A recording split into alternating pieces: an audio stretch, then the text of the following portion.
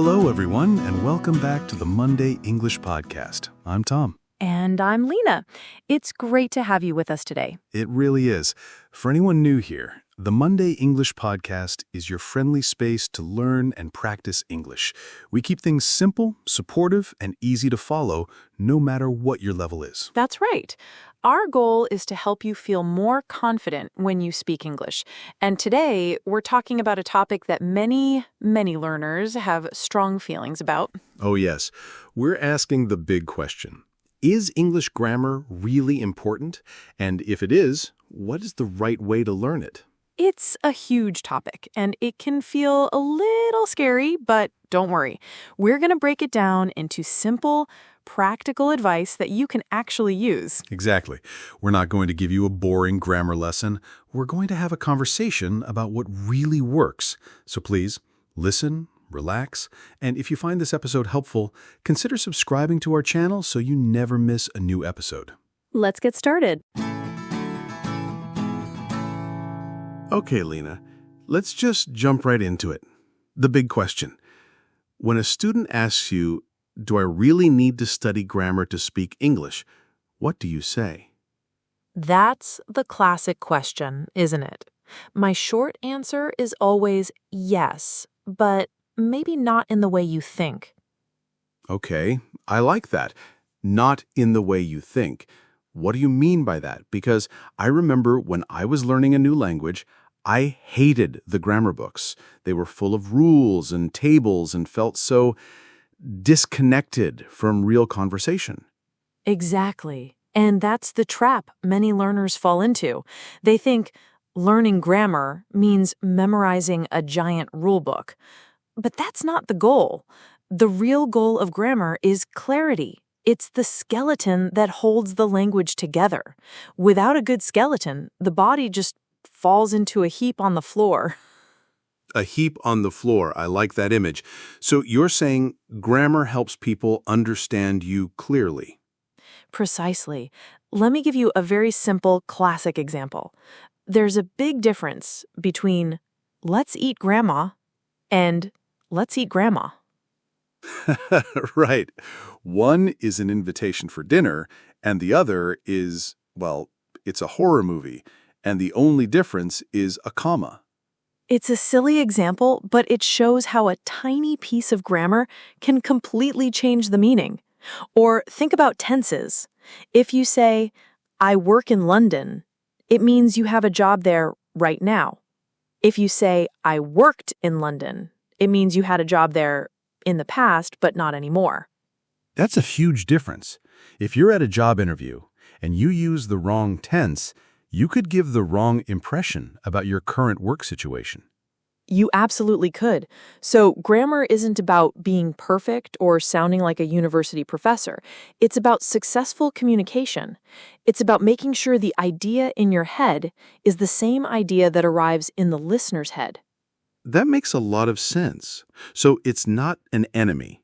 It's actually a tool to help you be a better communicator. It's your best tool. But like any tool, you need to learn how to use it properly.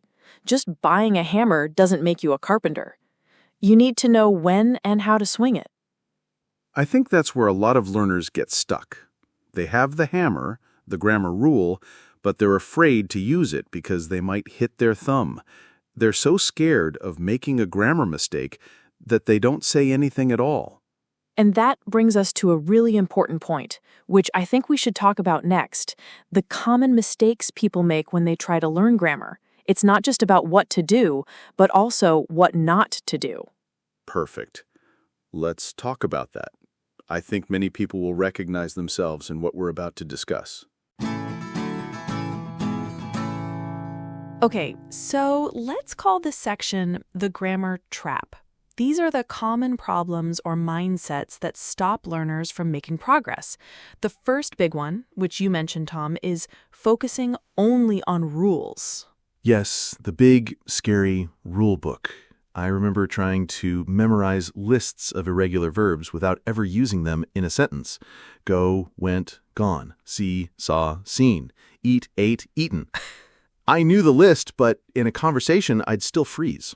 That's because you learned the rule, but you didn't learn the application. It's like reading the instructions for how to ride a bike over and over again, but never actually getting on the bike. You need the muscle memory. In language, that muscle memory comes from using the grammar in context. So, mistake number 1 is learning rules without context. What's another one? The second big trap is the fear of making mistakes. I see this all the time. Students who are brilliant on paper, they can pass any grammar test you give them, but they are terrified to speak. Why do you think that is? Because they have this idea of perfect English. They believe that every sentence that comes out of their mouth must be 100% grammatically correct. If they're not sure about a preposition or a tense, they'd rather stay silent than risk being wrong. I understand that feeling. You don't want to sound stupid. But here's the secret. Native speakers make grammar mistakes all the time. We do. We start sentences and don't finish them. We use the wrong word. It's natural. The goal is communication, not perfection. Being afraid of mistakes is like being an artist who is afraid to get paint on their hands. It's part of the process. That's so true. The most fluent non-native speakers I know are the ones who weren't afraid to make mistakes. They just talked and they got better through practice. Exactly. So that's trap number 2, the fear of mistakes. The third one is trying to learn everything at once. Oh, I am guilty of this. You get a new grammar book and you think, okay, this week I will master the present perfect, the past perfect, all conditional tenses, and reported speech. And by Tuesday, you feel completely overwhelmed and you give up. You can't learn it all at once. It's like trying to drink water from a fire hose. You just get wet and you're still thirsty. What a great analogy. So, trying to learn too much too fast is a recipe for failure. It really is. It leads to burnout. You feel like English grammar is this impossible mountain that you can never climb, so you stop trying. The key is to break it down into small, manageable pieces. We'll talk more about how to do that later. So, let's recap the 3 traps. Trap 1, learning rules without context or practice. Trap 2, being too afraid of making mistakes to speak. And trap 3, trying to learn everything at once. Perfect summary. And escaping these traps is the first step toward learning grammar the right way. It's about changing your mindset from I must be perfect to I want to communicate effectively. It's a shift from seeing grammar as a test to seeing it as a tool. Exactly. Now that we know what not to do, I think we're ready to talk about the good stuff, the practical, effective ways to actually learn and use English grammar. I'm ready. Let's get into the solutions. Okay, so we've talked about why grammar is important, for clarity, and we've talked about the traps to avoid. Now for the main event. How do we learn it the right way? What's the secret, Lena? The secret is balance. It's about finding the sweet spot between studying the rules and using the language. I like to call it grammar in context. Grammar in context. Okay, tell me more. It means you don't learn grammar from a list. You learn it from real English. You see how it works in a sentence, in a story, in a conversation. The best way to do this is through massive amounts of input. Input, you mean reading and listening? Yes, reading and listening. When you read a book or an article or when you listen to a podcast like this one, your brain is absorbing grammar patterns without you even realizing it. You start to notice things. You might see the phrase, I have never been to, over and over again. I have never been to Canada. I have never been to that restaurant. Right. You might not know that it's called the present perfect tense. You might not be able to explain the rule, but your brain starts to understand the pattern. It understands that this structure is used to talk about life experiences. So your brain learns the music of the language before it learns the theory. What a beautiful way to put it. Yes. Think about how a child learns their first language. Their parents don't sit them down with a grammar book and say, okay, today we are learning subject-verb agreement. No, definitely not. A child just listens. They listen for years, and then they start to talk, and they make a lot of mistakes. A child might say, I go to the park. Exactly. And what does the parent do? They don't scold the child. They gently correct them by modeling the right language. They say, "Oh, you went to the park? That sounds fun." And over time, after hearing went enough times in the right context, the child's brain automatically makes the correction. They start saying went without thinking about it. That is the natural way to learn grammar, through exposure and gentle correction. As an adult learner, you can recreate this process. Read books that are at your level, listen to podcasts and watch TV shows, pay attention to the patterns. So the foundation is input, but at some point you do need to look at the rules, right? To understand why went is correct and goed is not. Absolutely. This is the balance I was talking about. Input is the foundation, but a little bit of focused study can speed up the process. The method I recommend is this: notice, then study, then practice. Notice, study, practice. Okay, break that down for us. First, you notice a grammar pattern in your reading or listening. For example, you keep hearing sentences like, "If I had more money, I would buy a new car," or "If she studied more, she would pass the exam." You notice this if, would structure. Okay, so I've noticed it. I see it's used for imaginary situations. What's next? Next, you study. This is when you open the grammar book or search online. You look up second conditional in English. You spend just 10 or 15 minutes reading the rule. You see that, yes, it's used for hypothetical or unreal situations in the present. The rule confirms what you already suspected from the context. Ah, so the rule isn't new information, it's just an explanation for something you've already seen in the wild. Exactly. It makes the rule so much easier to understand and remember. And finally, the most important step, you practice. You actively try to use the new structure. You write 5 of your own if, would sentences. If I had more time, I would read more books. If I lived in a warmer country, I would go to the beach every day. And then maybe you try to use it in a conversation with a language partner or a teacher. Yes, that's how you complete the circle. You take something you noticed in real English, you understand the rule behind it, and then you make it your own by using it yourself. This is so much more effective than just starting with the rule book. That makes so much sense. It's an active, curious way of learning, not a passive, boring one. You're like a detective, looking for clues in the language. You are. And it's a lot more fun to be a detective than to be a student in a detention hall memorizing rules. This approach, notice, study, practice, puts you in control and connects grammar directly to communication. I love it. This changes the whole feeling around grammar. So, if that's the overall philosophy, what are some specific, practical things our listeners can start doing today? Great question. I think we can dedicate our next section to just that, a list of simple, concrete tips and techniques to put this grammar and context idea into action.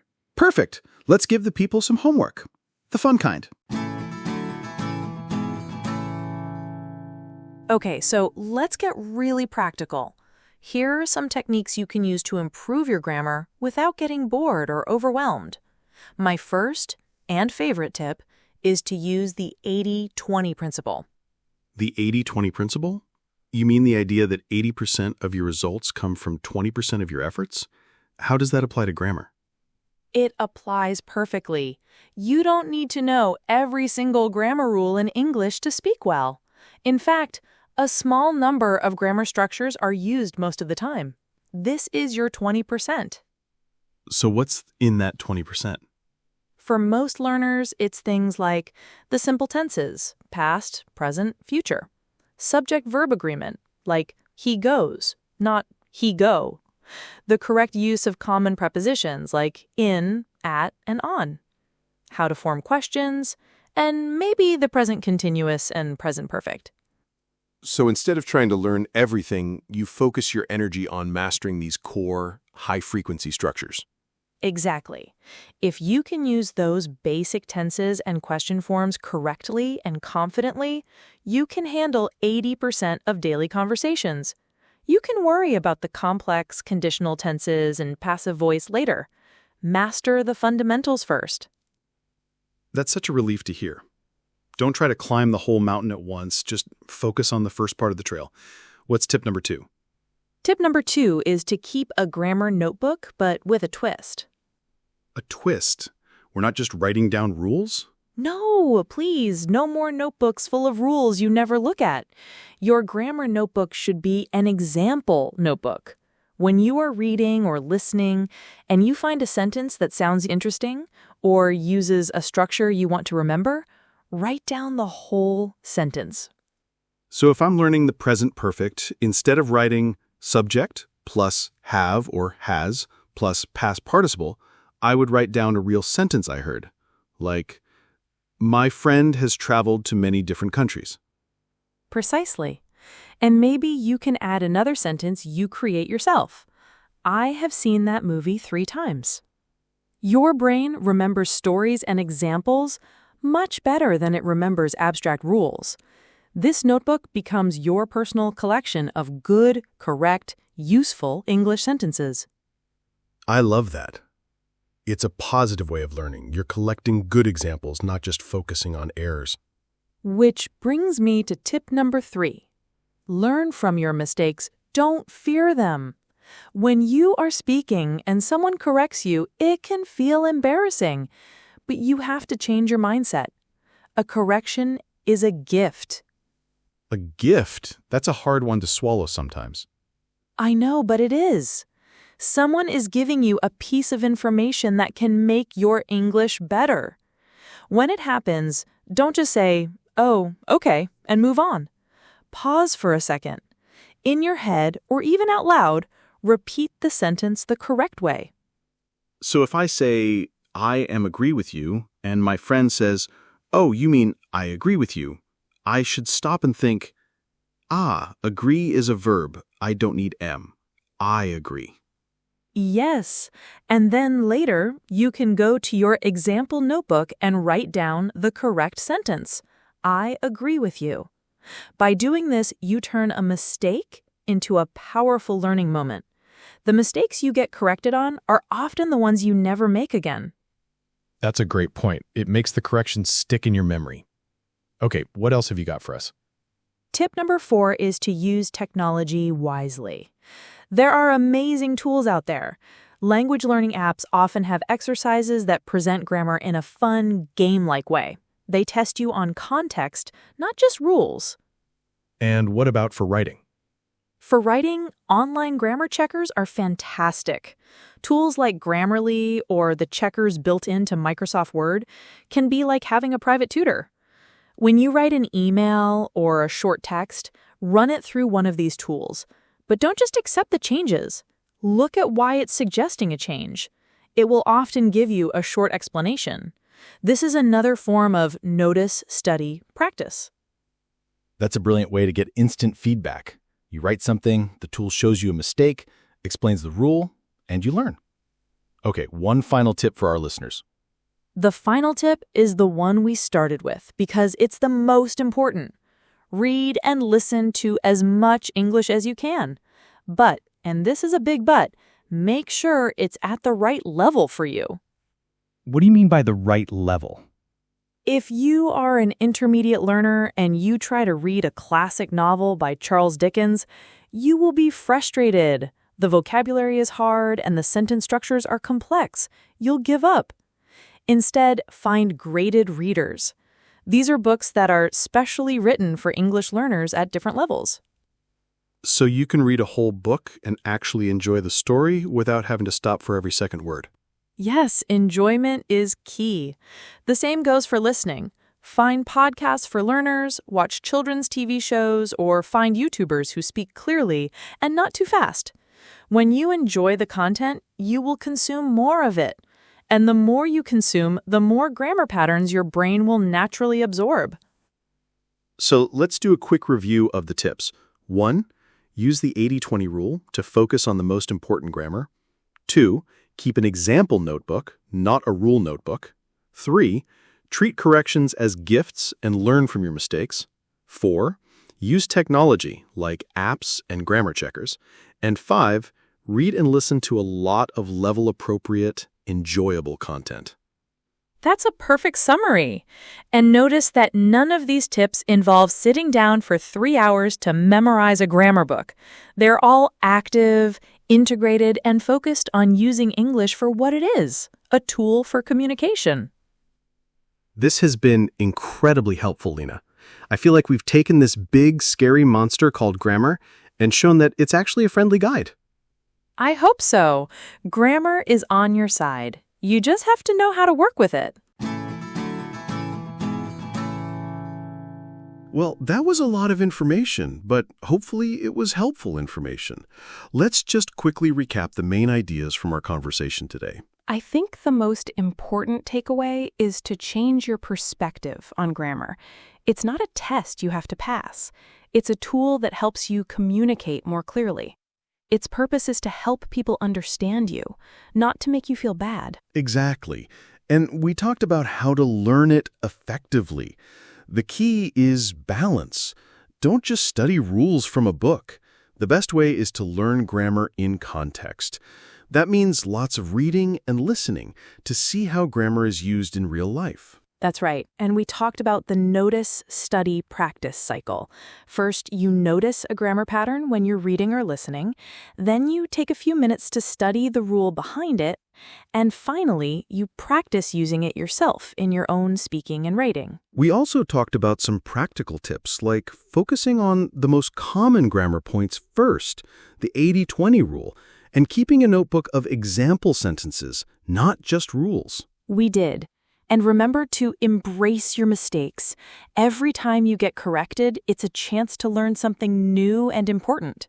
A correction is a learning opportunity, not a failure. Absolutely. So the main message is be patient with yourself. Learning grammar is a slow and steady process.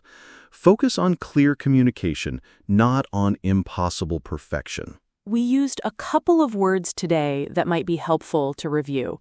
We mentioned conjugation, which is just the process of changing a verb for different tenses or people. For example, go, went, gone is the conjugation of the verb to go. Good one. We also mentioned preposition. Prepositions are those small but very important words like in, on, at, for, and with. They show the relationship between words in a sentence, often related to time or location. And finally, the most important word from today, context. Context is the situation or the sentences around a word or phrase that help to explain its meaning. Learning in context is learning from real examples, not just from lists. Thank you, Lena. This has been a fantastic discussion. And to all of our listeners, we hope this helps you feel more positive and confident about learning English grammar. We'd love to hear from you. What are your biggest challenges with English grammar? Or what are your favorite tips for learning it? You can let us know in the comments section wherever you're listening to this podcast. And if you found this episode useful, please consider sharing it with a friend who is also learning English.